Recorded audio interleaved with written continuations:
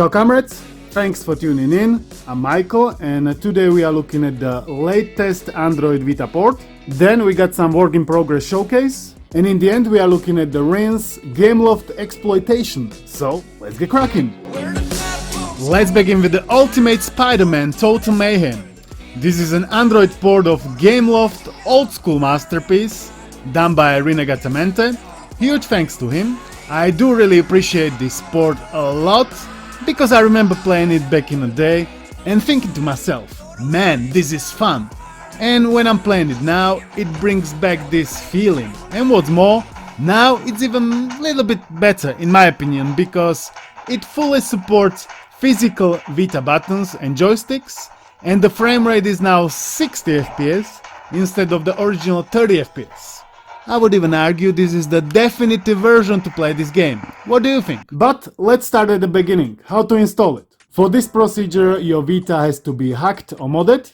Step 1. Install 3 plugins. This one, and this one. If you've already installed any other Android port on your Vita, then you already have them all installed, you don't need to worry about them. And all you need to do is to install game files. Unfortunately, you cannot get them off the Play Store because the game has been long delisted. I already received few community guidelines strikes from the YouTube. I even undertook some training to recognize what I was doing wrong.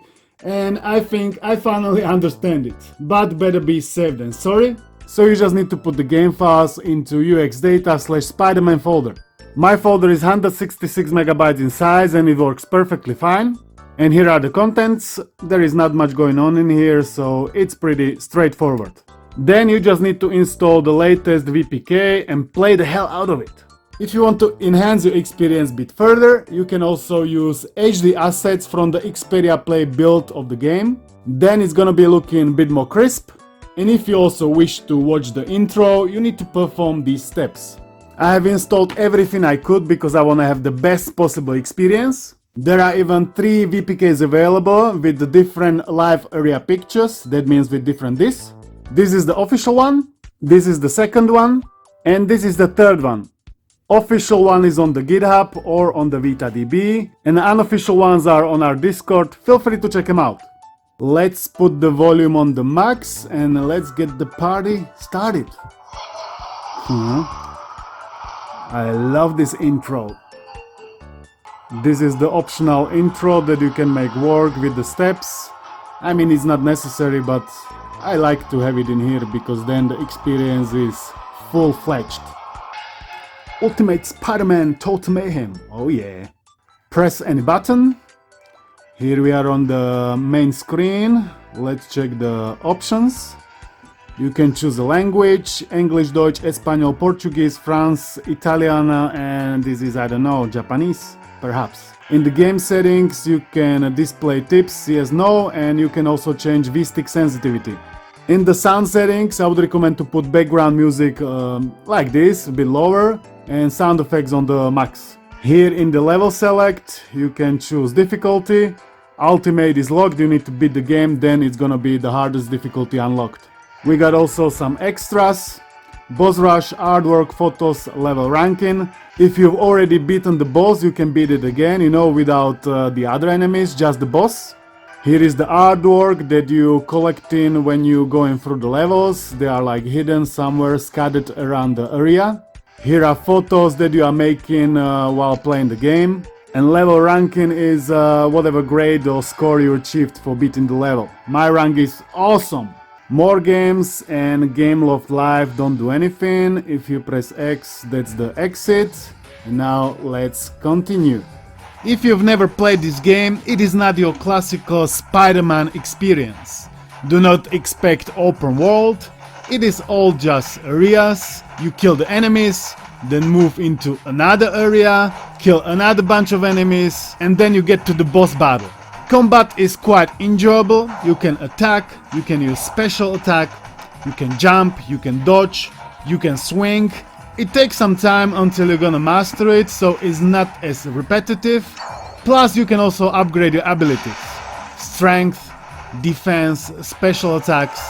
Here I'm fighting a boss. and it is not as easy to beat him. And this is like the first boss at the beginning. The later bosses are much more deadly. I'm running the latest 1.1 version of the game with 60 FPS patch, with improved audio and input codec logic. Frame rate feels great. Before it wasn't as enjoyable, but now with that 60 FPS patch, it's a whole lot better. I have still noticed some minor audio imperfections. There were sometimes some missing sound effects, or it wasn't synchronized properly, but after a while this issue went away. I'm a huge fan of this game, and I know many of you are too. And when I saw the release, the same day I've released the latest Homebrew news, it made me really happy. I believe this game fits perfectly into the Vita Homebrew library, and it is definitely worth playing. And even though the game is old school and there are some boring elements, for the most part it is fun and enjoyable experience. Therefore it is a no-brainer and you have to install it. And no, this is not a command, this is a common sense. No, to sú tie touch inputy jebane. Nerob. Second, we are looking at the brand new work in progress project from Patnos-D. It is a port of Unsighted. This is a Switch/PS4/Xbox One game released in 2021, and I would say it is even a miracle he managed to get it running on the PS Vita. Yeah, the graphics are simple, but I'm sure it's much more complicated under the hood. It is inspired by Legend of Zelda and Metroid series. I've never played it before, this was my very first experience, and I liked it. As I said, this game was released on PS4, so I think it runs even like this is truly impressive. This is an early build, Patnos is gonna continue to work on it, and in the end it might or even might not become a reality. We are yet to see. I'm gonna keep my hopes high and fingers crossed for successful release. I'll let you know when there are any news. This early build is already available to try out on Patnos Patreon's exclusive Discord server. Feel free to check it out. Patreon is a great way to support our homebrew developers because there is not much else we can do. Rinne has also Patreon, and I got also Patreon. Yeah, I know, shameless plug. But this is the moment where I want to dedicate a humongous thanks to all of you for your continuous support. You can see all of your names on the screen right now. Your support makes a huge difference. I just want you to know that. Zabili ma? Je mi ľúto, no. And now, Rinne and his Gameloft Exploitation. He has shared this tweet with a bunch of work in progress screenshots, Spiderman that he has already released, Assassin's Creed, Splinter Cell Conviction, and The Dark Knight Rises. It looks like the work he has done on Spiderman Port is going to help a lot of other Gameloft games from that era. With Assassin's Creed, he was able to get into the game and there was even some good frame rates. However, then there was some crash and he couldn't figure out why. So then he moved to Splinter Cell Conviction. So far it looks very promising and is working relatively stable. He even shared some short gameplay video on his YouTube channel. I've played this game on my Xperia Play. It's okay game, but it was quite hard to control it with Xperia Play dual discs, cause it controls like a proper third-person shooter, so I'm sure it would control great with dual Vita joysticks and at 60 FPS. Rinne himself said that many Gameloft games from that era are using same wrapper, so it's literally 10-minute work to adapt Spider-Man code to another game. This is mostly thanks to the fact that he has spent a lot of time fixing the Spider-Man port, plus he also re-implemented from scratch its audio backend, which is reused in other games as well. It's called the GL Media Player. These are thrilling news, and he even shared a list of games that are sharing same wrapper and they have potential to become fully playable. There are like 30 games on this list, most of which are from the golden Gameloft era, including Asphalt games, Avatar, and even The Dark Knight Rises, which we have already seen as an in-game screenshot that I've shared in my community post. And many of you started straight away with, oh, we need this port and we need this port. And do you know what I need? I need to be happy and to live my life at peace with everything. And that's what I pretty much have, so I don't need anything.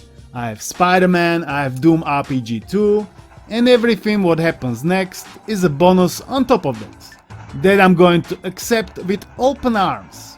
And that's how I would like to finish this video, with these words.